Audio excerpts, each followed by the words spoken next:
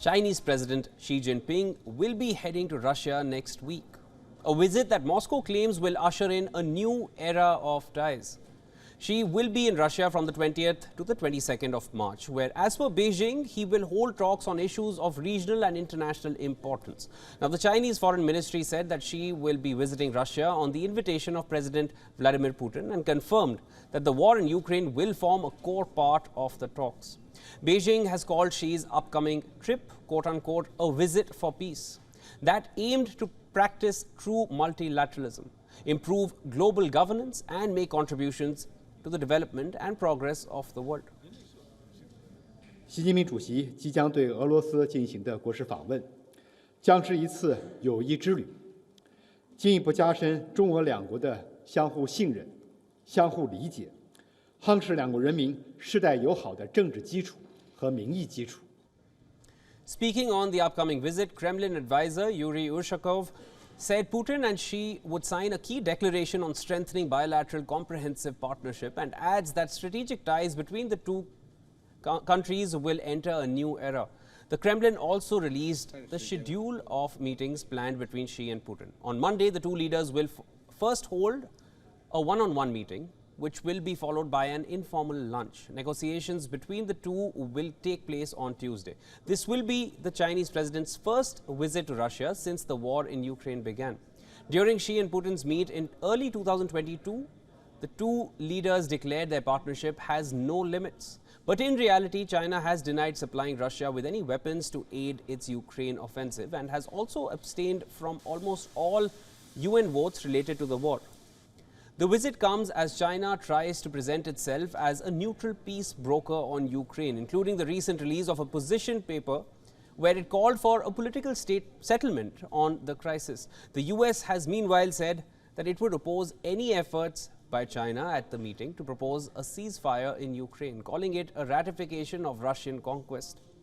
The UK has meanwhile said Britain would welcome any genuine effort by China aimed at restoring sovereignty to Ukraine. Now, back in February, Ukrainian President Vladimir Zelensky said he wanted to meet Xi Jinping. He said that I really want to believe that China will not supply weapons to Russia. And in the last few days, US media has reported that Xi and Zelensky will hold virtual talks after the Chinese president's Russia visit.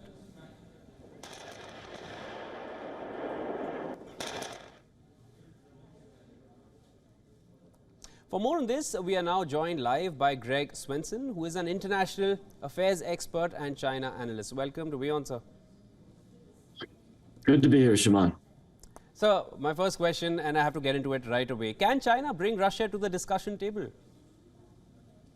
Well, they can surely bring them to the table, and I think that's, there's every intention, as you mentioned in your introduction, that the Ukraine situation is clearly going to be the key item in these discussions. But the question is, how much credibility does Xi and China have in negotiating? Now, there's a lot of suspicion that especially after the COVID cover-up from China and so many other occasions where China really can't be trusted in terms of their announcements and what they, the great difference between what they say and what they do.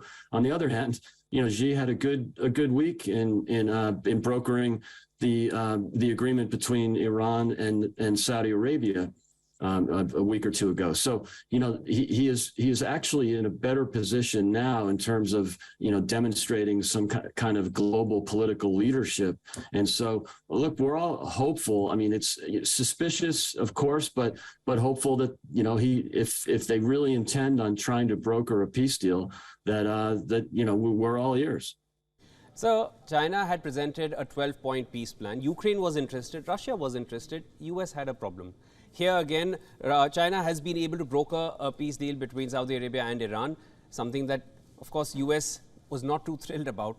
How do you feel US is going to see this visit by Xi Jinping in Russia? Well, it's a great question, Siobhan, and I think there is some suspicion, from the U.S. In terms of, anything that comes out of Xi and Putin, but I think it also demonstrates some weakness on the part of the U.S. Weakness breeds aggression, and this all started probably with the disaster in Afghanistan in 2021. But these are costly missteps, and I think in many ways the Biden administration hasn't really been clear about a defined strategy. It's been more incrementalism, and where they started with just some basic weapons and supplies, and then have escalated higher. They were very conscious of not escalating the conflict, but seeing every few months they seem to raise the ante. So look, I think we're all welcoming any opportunity to discuss peace, but I think there is some suspicion on behalf of the U.S. Thank you for all those updates. Of course, definitely, Mr. Biden standing on Ukrainian soil as they completed 1 year of the war was not a step which one would not consider a form of escalation, at least in terms of Russia's point of view. Thank you for all those updates, and we'll stay in touch for more. WION is now available in your country. Download the app now and get all the news on the move.